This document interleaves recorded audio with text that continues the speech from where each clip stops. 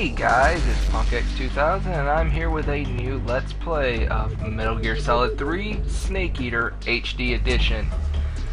Now, I'm just going to go out and tell you guys right now, this is one of my favorite games of all time. I can honestly say I've put in so much time in this game, yet if you look at my save files, they're all easy, very easy, and that's because I was actually trying to go for trophies. So, yeah, and then I put in a lot of playtime on this game when it was for the PS2 as well. So, I mean, this is kind of a nostalgic game for me, and I'm glad to actually finally have a chance to sit down and play it with you guys. So, let's get started on this. So, on the day I'm recording this, it is Mother's Day. No, I don't want to load game. New game.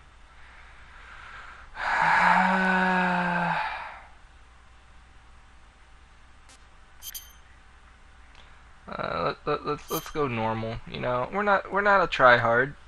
I mean, we're not Vash or Psychedelic Snake. I mean, well, I know Vash. After the end of World War II, the world was split into two, East and West.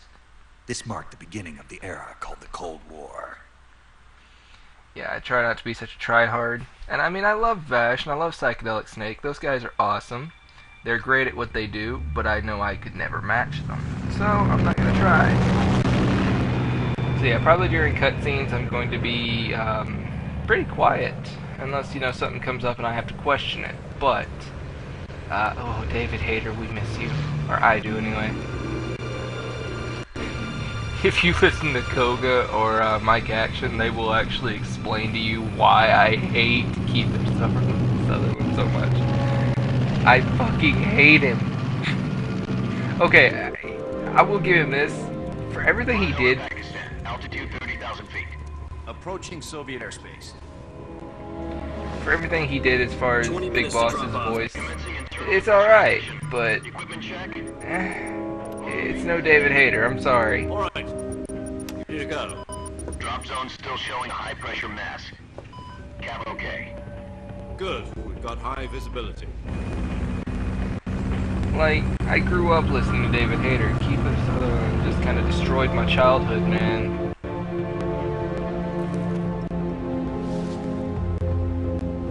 Put out that cigar. Connecting oxygen hose to interior connector. Put on your mask. That makes me want a damn cigar.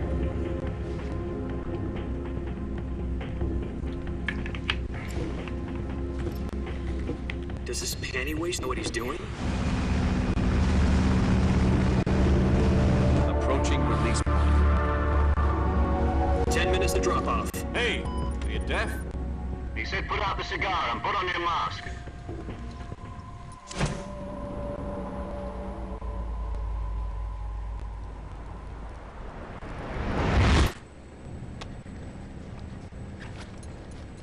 You know damn well he didn't flick that shit. Depressurization complete. Checking oxygen supply. 6 minutes to drop off. Opening rear hatch.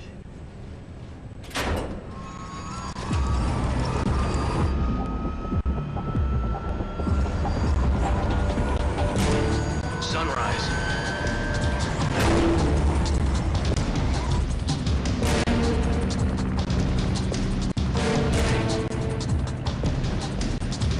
External temperature minus 46 degrees Celsius.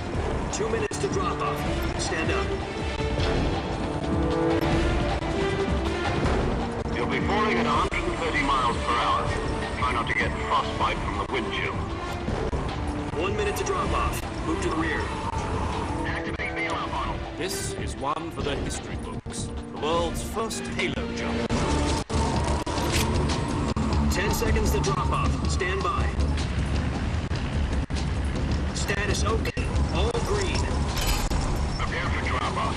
Countdown. 5, 4, 3, 2, 1.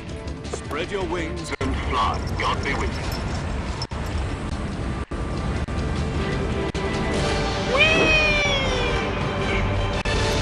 I gotta admit, I could never do that.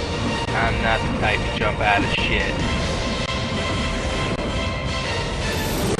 You could pay me $20 billion and I'd say, nope, not doing it. Hideo Kojima. I swear Kojima is just a god, but Jack, at the same I've got some time, just... important news. The head of the CIA has finally given us the green light for the virtuous mission. Virtual mission? No, the virtuous mission. The future of our Fox unit depends on it. If it succeeds, we'll be officially organized into a unit. Virtuous mission? This is like some kind of initiation ritual. You know, don't get cocky. This isn't a training op.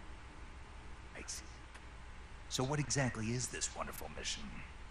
Well, about 2 years ago, a certain Soviet scientist requested asylum in the West through one of our moles. His name is Nikolai Stepanovich Sokolov. He's head of the OKB-754 Design Bureau, one of the Soviets' top-secret research facilities, and the East's foremost expert on weapons development. Sokolov? Isn't he that famous rocket scientist? The very same. On April the 12th, 1961, the Soviets achieved the first manned spaceflight in history. The Earth was blue, but there was no God. Well spoken. The rocket that carried Yuri Gagarin to orbit was the A-1, known as the Vostok rocket. Sokolov is said to be the man most responsible for the multi-engine cluster used in that rocket. After Gagarin's flight, Sokolov left rocket development to become the head of the newly established Design Bureau. From a lead technician to head of a design bureau, that's quite a success story. So why do you want to defect? It seems he'd become afraid of his own creations. Afraid? Call it a crisis of conscience. And for that, he left his country and his family behind and went over the fence? Not exactly. One of his conditions was that his family was also to be taken safely to the West. We used a mole to get the family out first, and succeeded in sneaking Sokolov over the Berlin Wall shortly afterwards. I was the one who conducted the operation. The security on the inside was still full of holes back then. Then what? We got Sokolov over in one piece, but the whole ordeal had left him exhausted, and we checked him into a hospital in West Berlin. It took him 2 weeks and more than 600 miles to get from the research facility in the Soviet Union to Berlin. He was in no condition to say anything coherent. And it was only a week later that we had something much bigger on our hands. The Cuban Missile Crisis. October the 16th, 1962, President Kennedy received word that the Soviets were in the process of deploying intermediate-range ballistic missiles in Cuba. The President demanded that the Soviets dismantle and remove the missiles. At the same time, he announced a naval blockade to prevent further missile shipments from reaching Cuba. But the Soviets didn't back down, instead placing their armed forces on secondary alert. Soviet transport ships carrying missiles continued on course towards Cuba. US and Soviet forces went on alert for an all-out nuclear war. Frantic negotiations were conducted through the UN's Emergency Security Council and unofficial channels to end the hair-trigger standoff. Finally, on October the 28th, the Soviet Union agreed to remove its missiles from Cuba, and so the world avoided a nuclear holocaust. But in order for the Soviets to pull their missiles out, we had to make a deal. You mean the one where the US agreed to remove its IRBMs from Turkey? No. Jupiter IRBMs deployed in Turkey were obsolete, and we were going to get rid of them anyway. They had no strategic value whatsoever to either the US or the Russians. The Turkey deal was a ruse, a cover story that was fed to the other intelligence agencies around the world. So what did the Russians really want? Sokolov. They wanted us to return Sokolov. You mean the Soviets pulled out of Cuba just to get their hands on Sokolov? That's right. What the hell was he working on? At the time, we had no idea. We were running out of time. It was either give up Sokolov or risk full-scale nuclear war. In the end, we had no choice. President Kennedy gave in to Khrushchev's demand. The next day, I got Sokolov out of the hospital, handing him over to agents on the eastern side. Sokolov kept on screaming, "Save me," until he disappeared from my side. Then, a month ago, we received some new information from one of our moles. About Sokolov? Yes. He was taken back to the research facility and forced to continue working on the weapon in question under KGB supervision. What's more, it's on the verge of completion. So what kind of weapon is it? Something to do with space rockets? No, missiles. Same technology. I guess you're right. We don't know the details, but it appears to be a new kind of nuclear device. For half a year now, the Soviets have been conducting frequent nuclear tests at Semipalatinsk. Something to do with the weapon, I assume. We're talking about a secret weapon so big that Khrushchev was ready to pull out of Cuba to get it back. Is Sokolov still in the facility? No, according to our intelligence, he's in Selino-Yarsk, a place in the mountains about 3 miles to the west that's known as the Virgin Cliffs. The Virgin Cliffs. Nice name for a virtuous mission. They moved him there just recently. Why? Apparently, they're conducting a field test of the weapon, but it's our best chance to get him back. This mission would never have been possible if he was still in the research facility. This is our last chance. Sokolov must have known that too when he contacted us.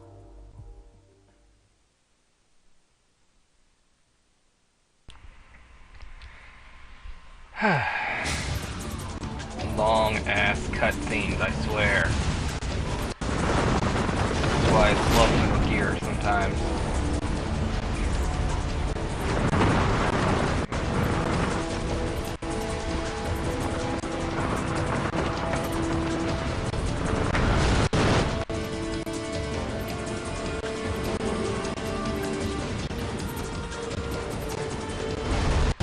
Listen up, Jack. Your mission is to infiltrate Selino-Yarsk in the Soviet mountains, ensure safety of Sokolov, and bring him back to the west.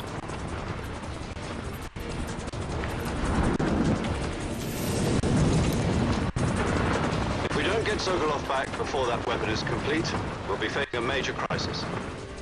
The clock is ticking.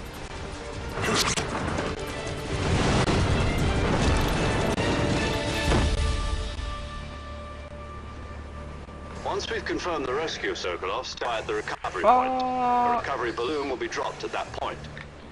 Helium will be pumped into the balloon to inflate it. The process takes about 20 minutes. Once it's complete, the gunship's arm will latch onto the balloon and pull it up. The Fulton surface-to-air recovery system. I'm familiar with the theory. Take it easy. It's been combat-proof. Do you think Sokolov is up to it? The shock will be less than during a parachute jump, and the arm can handle up to 500 pounds. So you're planning on going over the border in a single combat talent?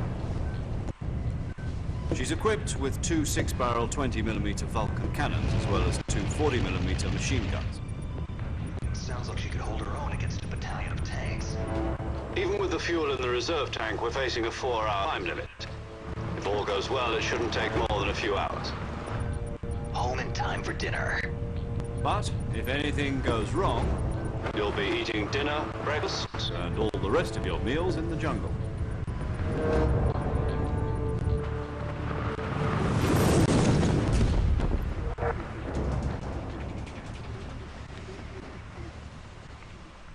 Fun.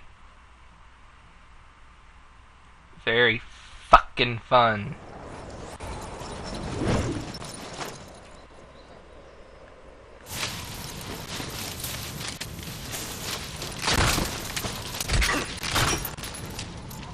Oh, there's that.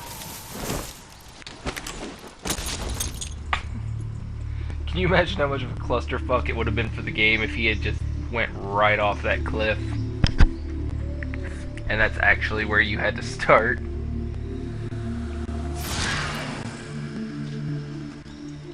God damn, it's cold.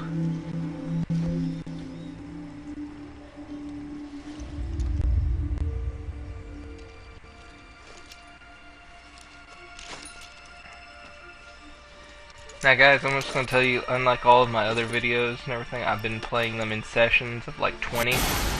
This is not going to be that type. I'm going to actually play for as long as I can, and then chop down the videos when I get the chance. David Hayter is Snake. Yeah. It's like I want that fucking narrator every time someone is introduced.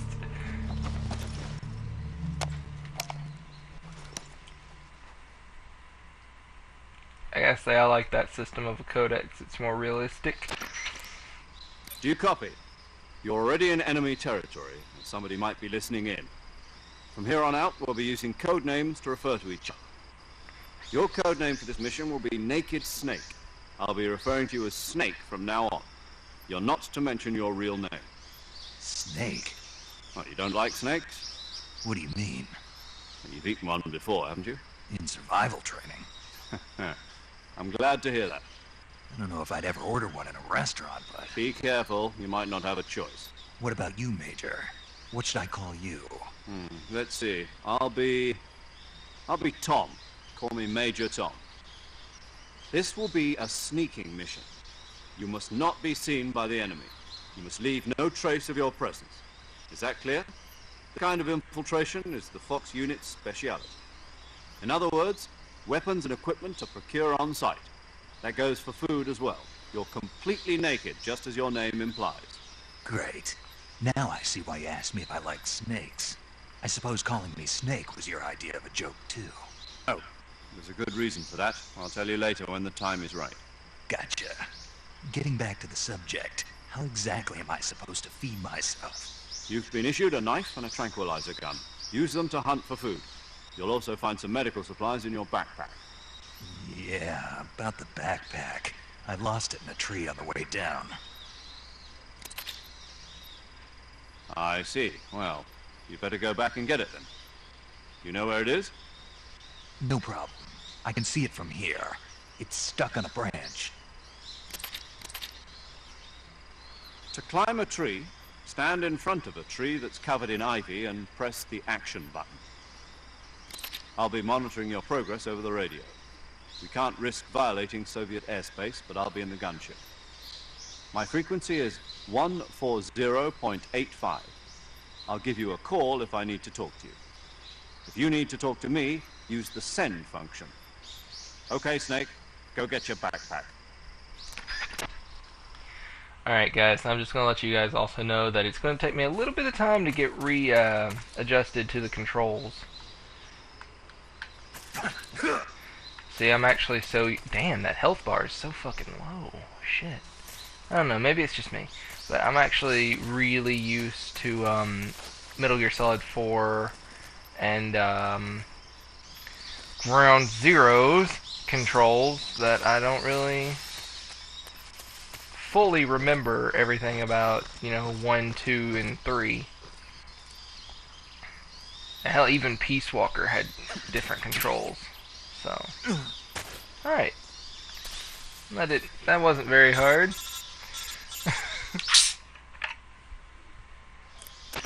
I see you've retrieved your backpack, Snake. Tutorials! To equip a weapon, it's necessary to take it out of your backpack. In the survival viewer, choose Weapon from the backpack. Your available weapons will be displayed in a window in the upper left. In that list, choose the weapon you want to equip and press the Enter button. For other equipped items, just do the same thing from Item. Got it. Use the survival viewer backpack. Yep, that's right. Survival is fundamental to this mission. After you've been out in the field for a while, your stamina will start to drop. If your stamina gets too low, it'll affect your performance. You won't be able to shoot accurately, for example, and your wounds won't heal as smoothly. Keep an eye on your stamina so you don't run out. To recover lost stamina, you can hunt for local flora and fauna. You can use either your tranquilizer gun or your knife to hunt. My only weapon is a Mark 22 Hush Puppy tranquilizer gun? That's right. It's been fitted with its own suppressor. However, the suppressor will deteriorate every time you fire. Once its durability reaches 0, the noise suppression effect will be gone. So don't get too trigger happy with it. The suppressor's durability is shown in the icon. Any weapons and equipment beyond what you're carrying now, you'll have to find as you go. I have to find my own weapons and equipment? Whose crazy idea was this anyway? Hideo Kojima. Solo covert actions are standard Fox operating procedure. You can't leave any traces of your presence. No weapons, equipment, footprints, sweat, or bodily waste. The same goes for bullets and cartridges, too. Your presence in enemy territory is already a violation of international conventions of warfare. There aren't supposed to be any American soldiers in Russia. It could spark an international incident. You can't let anyone see you. You can't let the enemy know you're there. This is a stealth mission. You're a ghost, Snake, in every sense of the word. And there'll be no rescue if you're captured. The military and US government will deny any involvement in the affair. Then I'll just have to take care of myself, huh? I'm afraid so. You've been given a fake death pill for that purpose.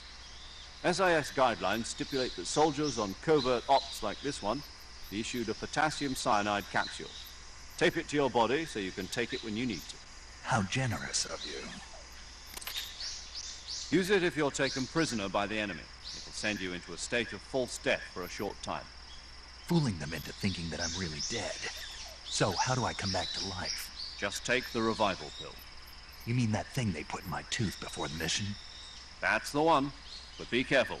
If you remain in a state of false death for too long, nothing will be able to bring you back. Remember that. I'll keep it in mind. You said this was a solo mission, right? Right. I guess that means I can't count on any reinforcements. Correct. The mission rests entirely in your hands. A real one-man army.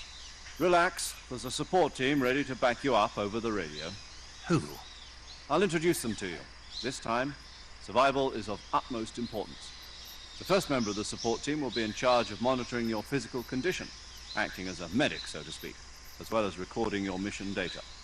She's a member of Fox as well, and she's here on the gunship with me. She? Hello, Snake. I'm paramedic. Nice to meet you.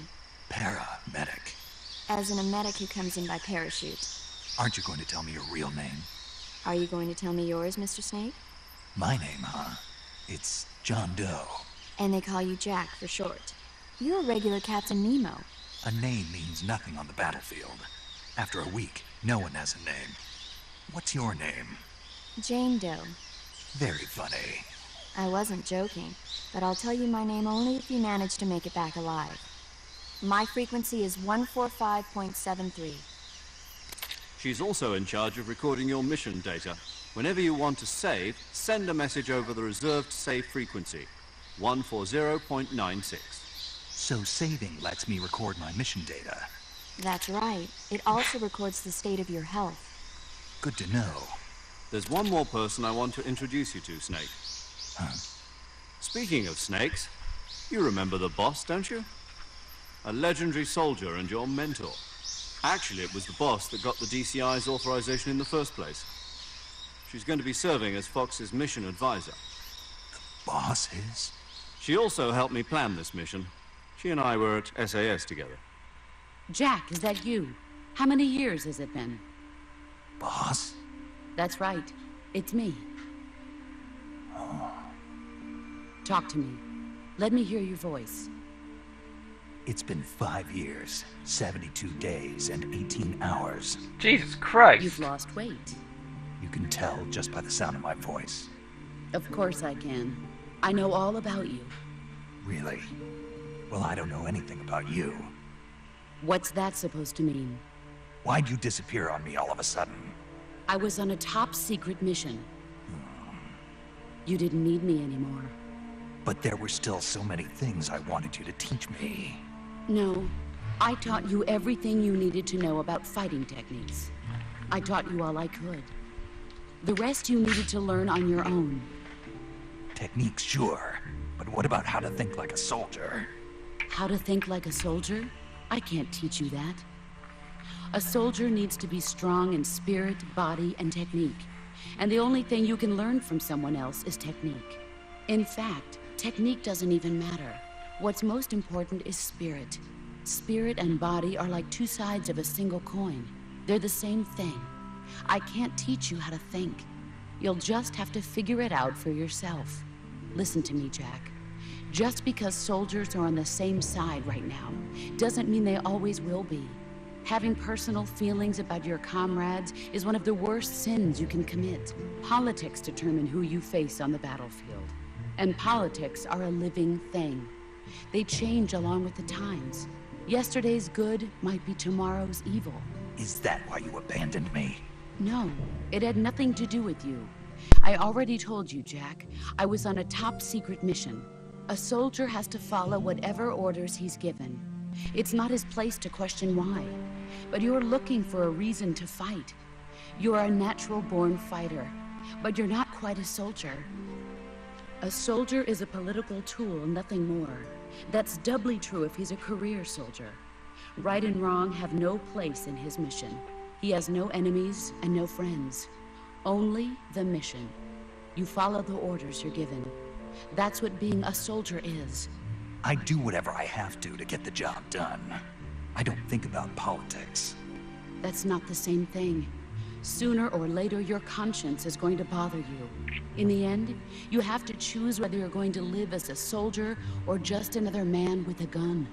There's a saying in the Orient, loyalty to the end.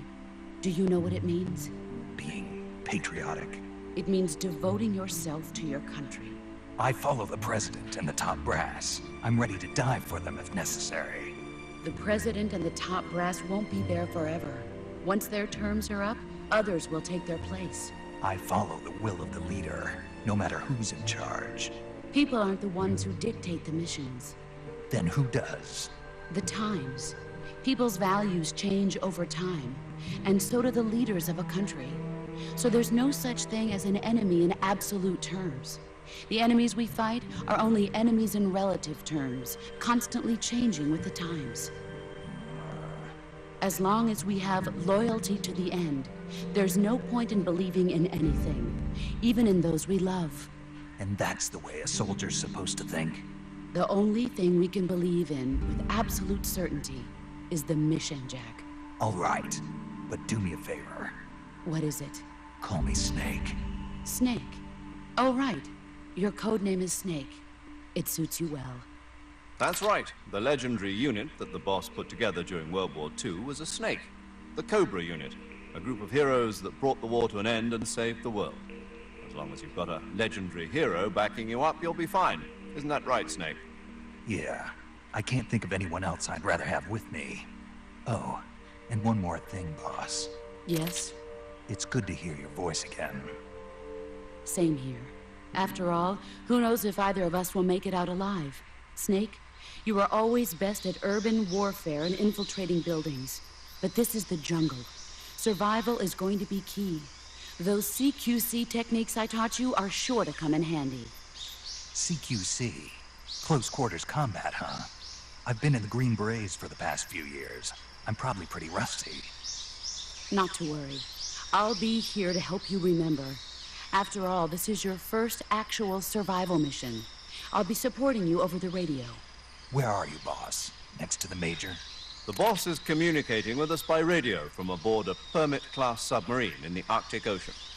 My frequency is 141.80. Call me if you need my advice on battle techniques.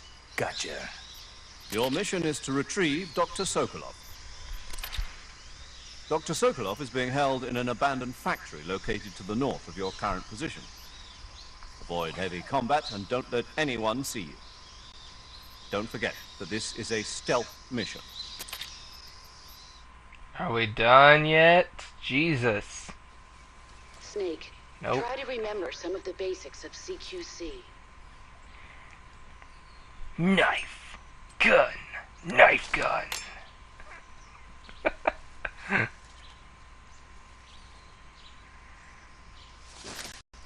Commencing virtuous mission now. Finally.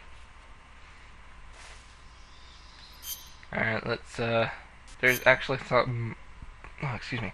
There's actually something I want to check. Alright. Okay, so I have nothing. Uniforms. Okay. Alright. Let's do this.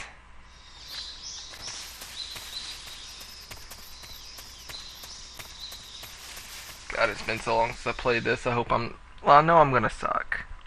I know it's gonna suck because I'm never perfect after coming back to a old game.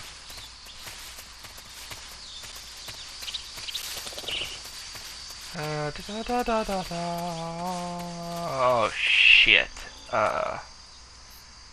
Right. so we're just gonna go up here, and then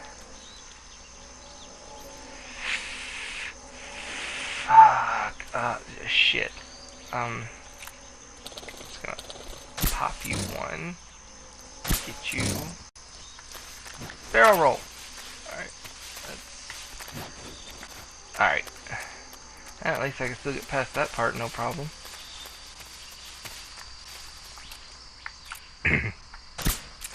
Just in case.